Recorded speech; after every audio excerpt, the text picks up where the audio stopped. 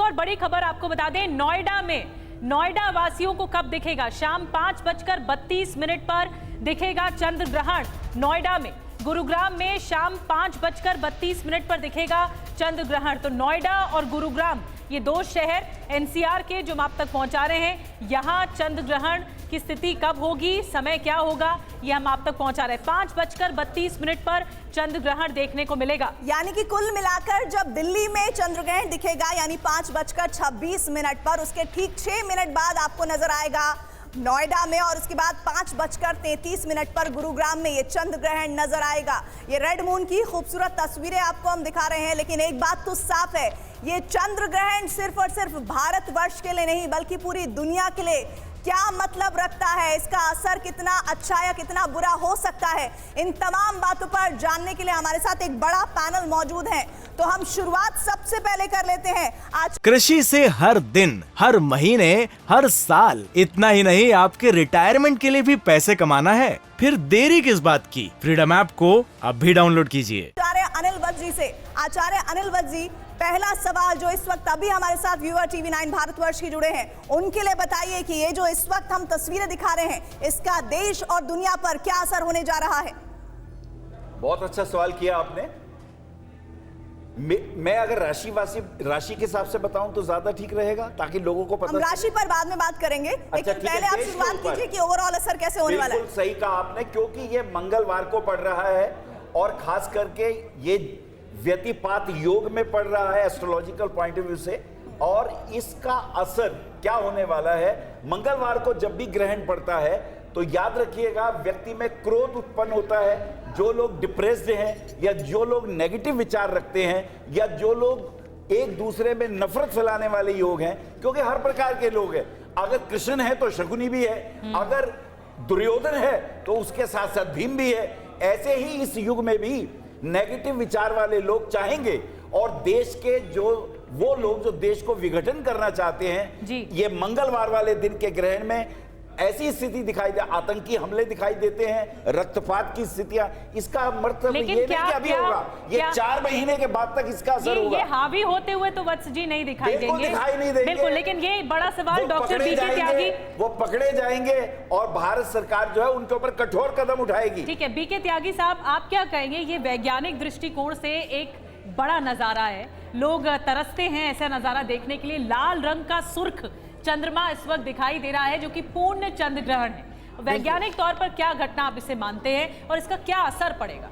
देखिए, वैज्ञानिक तौर पे ये एक बहुत ही कहें कि साधारण सी घटना है, खगोलीय घटना है और छायाओं का खेल है बेसिकली।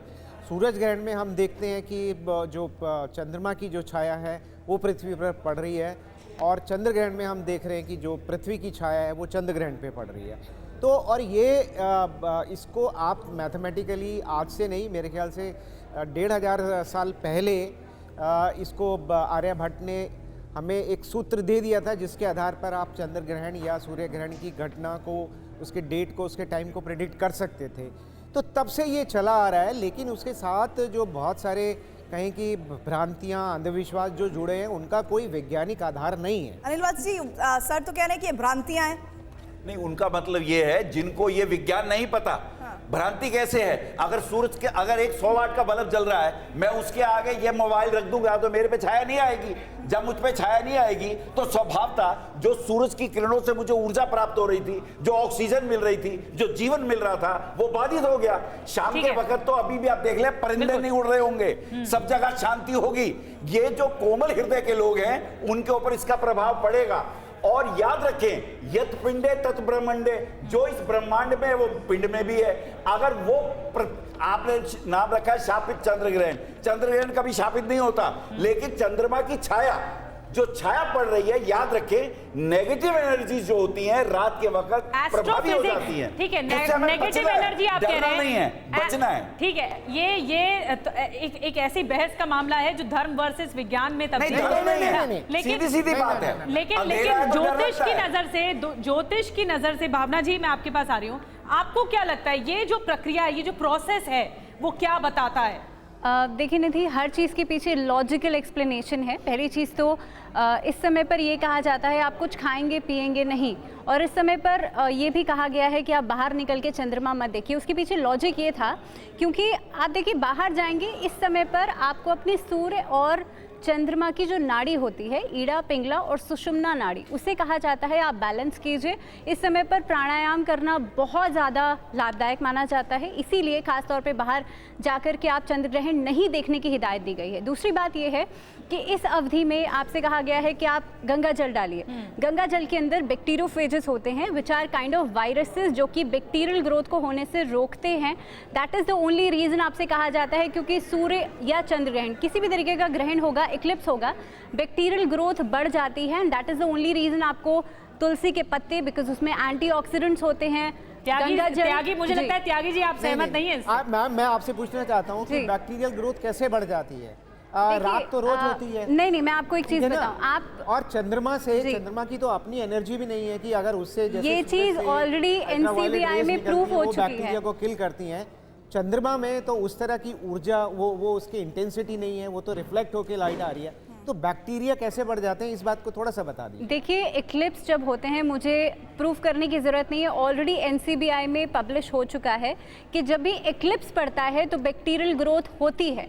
दूसरी बात यह है कि जब शरद पूर्णिमा आती है, हम इक्लिप्स की बात कर रहे हैं, तो नॉर्मल पूर्णिमा के समय पर भी हाई टाइड्स आप देखेंगे शरद पूर्णिमा के समय पर हमारा पूरा जो शरीर बना हुआ है, every cell is carrying cytoplasm which has 70% water। तो आई थिंक जब पूरी पृथ्वी पर जल तत्व प्रभावित हो रहा है तो हमारी बॉडी में हर एक सेल प्रभावित हो रहा है। That is the only reason we say. आपको लगता है कि ये जो प्रभाव वाली स्थिति है उस पर आप क्या कहें? देखिए, मैं एक छोटी सी चीज मैं कहना चाहूंगी, पागल खानों के अंदर सबसे ज्यादा सुसाइडल केसेस पूर्णिमा तिथि पर ही रजिस्टर किए जाते हैं। मैं एक बात इसमें जोड़ना चाहता हूँ कि जो जल का अनुपात में नमक का अनुपात समुद्र में है वो हमारे शरीर में भी है।